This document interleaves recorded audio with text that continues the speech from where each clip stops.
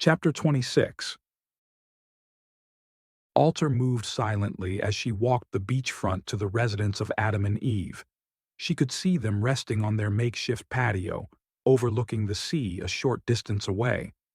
As she came closer, she spoke ahead of her visibility. I am here, Alter.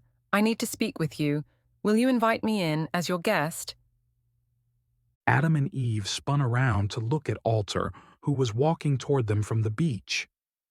Why do you come at such a strange hour? Is something wrong? Eve asked. I have met with the Queen, who calls herself a lame.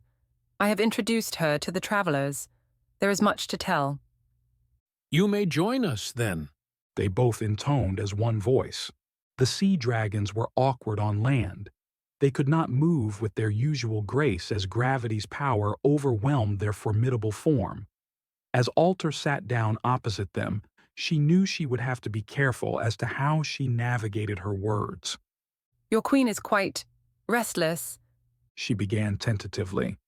She believes that she is a god in training, specifically representing this planet. All sea dragons and all sentient life exist for the Queen to align. The problem is that she believes alignment is not an option. Ergo, you have been exiled. In the case of the werewolves, they are to be exterminated. By whom? Adam asked. By you, the sea dragons. We are not warfaring. Sea dragons have never attacked another species, at least not on this planet.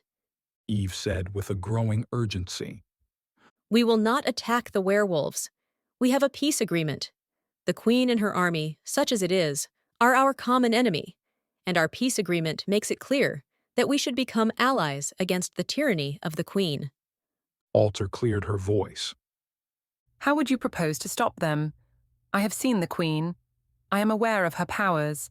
I have seen common sea dragons kill from a distance of 200 meters with an accuracy that leaves me uneasy in your presence. Are you calling us common?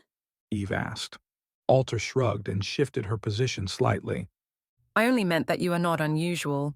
Is it not true that all sea dragons can kill at a distance, using only their sonar? Young sea dragons cannot, Adam said. It is something that evolves only in adulthood. So your children are defenseless? Both Adam and Eve nodded. Alter immediately shifted the conversation. What can you suggest to the travelers in the way of intelligence to thwart the Queen's attack?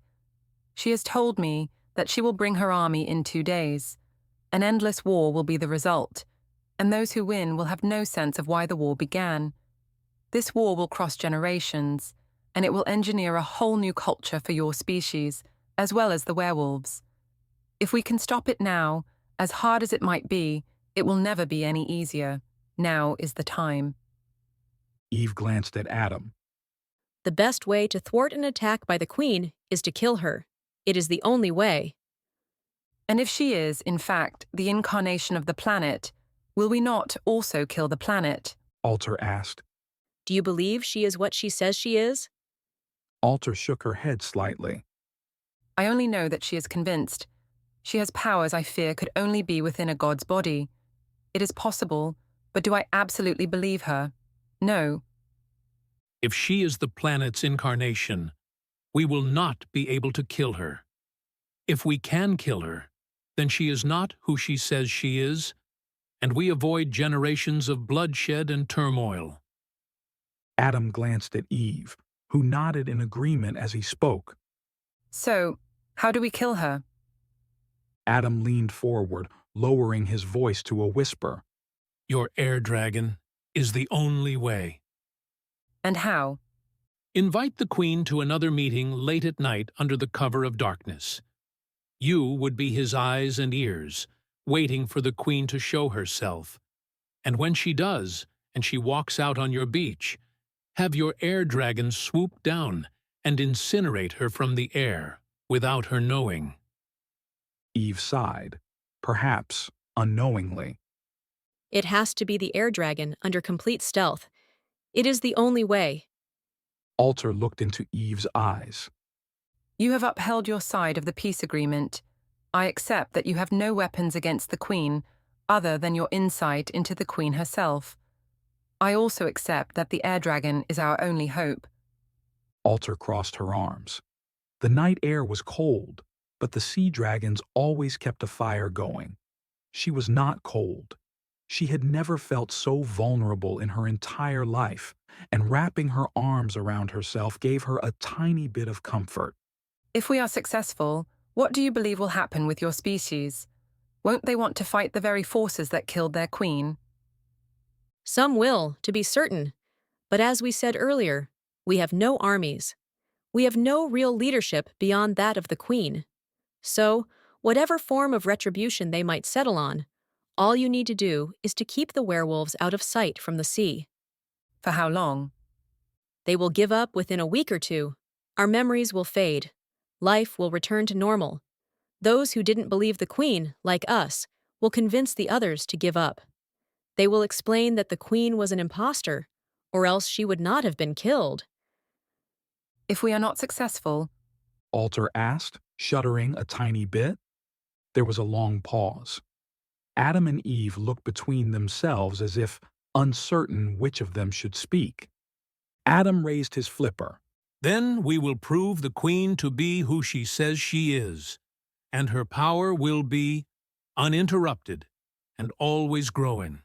She will become the unstoppable force that forms an entire planet into her image.